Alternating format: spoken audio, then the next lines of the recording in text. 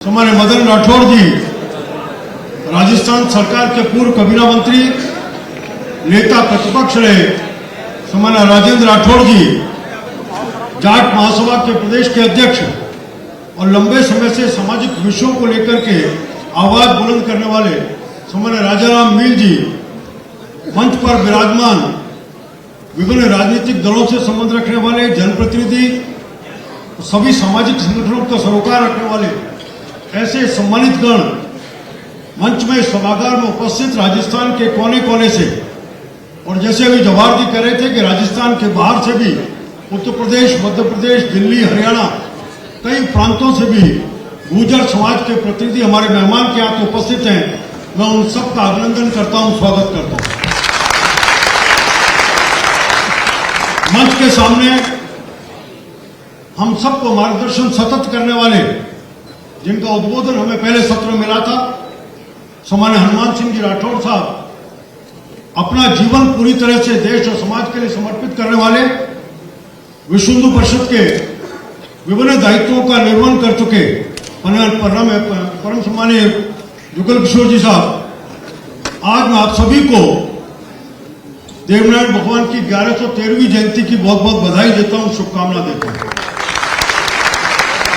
मुझे एहसास है इस बात का कि समय की सीमा है। मुख्यमंत्री जी का उद्बोधन हम सबको ग्रहण करने वाले हैं, मिलने वाला है। मैं कह सकता हूं कि आज जिस व्यक्ति की हम जयंती मनाने जा रहे हैं, जयंतियां बहुत आती हैं, लेकिन जिनके जीवन से सरोकार होता है, जो जीवन से प्रेरणा देते हैं, उनको ही हम 1113 वर्ष के बाद भी याद करें। उनकी जयंती के माध्यम से हम अपने जीवन में भी कुछ प्रेरणा ले सकें, और जैसा उन्होंने देश और समाज के लिए करने की बात की थी, उस सब को लेकर के अपने जीवन को कहीं आगे बढ़ा सके, इसकी प्रेरणा लेने की आवश्यकता है। मैं कह सकता हूं देवनारायण जी ने केवल एक समाज नहीं, बल्कि संपूर्ण समाज और सामाजिक समरसता के विषय को लेकर के अलग अलग समाजों की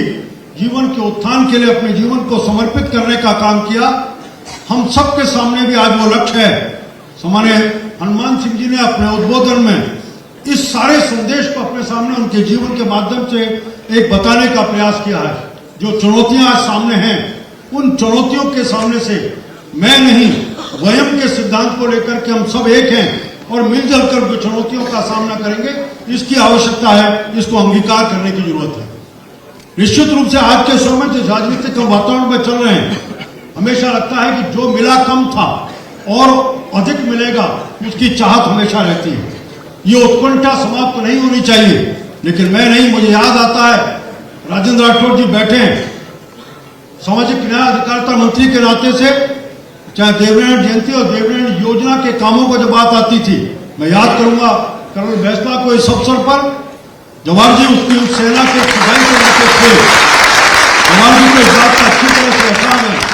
कि लगातार वो एक बात कहते थे, भैया वो स्कूल मत दियो, वो अस्पताल मत दियो, पानी मत दियो, सड़क मत दियो,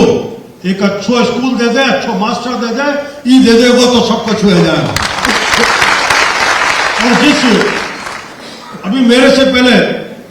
यहां संचालन करने वाले कह रहे थे कि हम सब इस बात का एहसास कर रहे हैं कि जिस एमबीसी की बात थी कि 5% का आरक्षण, वो उस समय की सरकार, भारतीय जनता पार्टी की सरकार में, जिसमें हम लगातार चर्चा करके बढ़ रहे थे, विभिन्न चुनौतियां थी, लेकिन कर्नल साहब का एक ही था कि एक बेटी अगर पढ़ करके आरएएस बन जाएगी तो वो मां बनेगी, मां बनकर के समाज को सुसंस्कृत कर पाएगी, सुसंस्कृत कर पाएगी। इस संदेश को लेकर के आज उन्होंने कहा कि केवल गुर्जर समाज नहीं या 5 समाजों को लेकर के देवनारायण समाज नहीं, संपूर्ण समाज का उसके नाते सहित होगा। स्कूल बनेगा तो किसी एक समाज के लिए नहीं, उस क्षेत्र में रहने वाले सभी समाज के बच्चों को शिक्षित करने का काम करेगा, सुसंस्कारित करने का काम करेगा। ये जो संदेश है, इस संदेश के माध्यम से हम भी आगे करें, ऐसा निवेदन करते हुए मैं आज देवनारायण जयंती के अवसर पर आप सबको बधाई देता हूं, शुभकामना देता हूं, और उनके जीवन के संस्कारों को हम अंगीकार करें, ऐसी ईश्वर से प्रार्थना करता हूं। बहुत बहुत धन्यवाद। जय भारत, जय।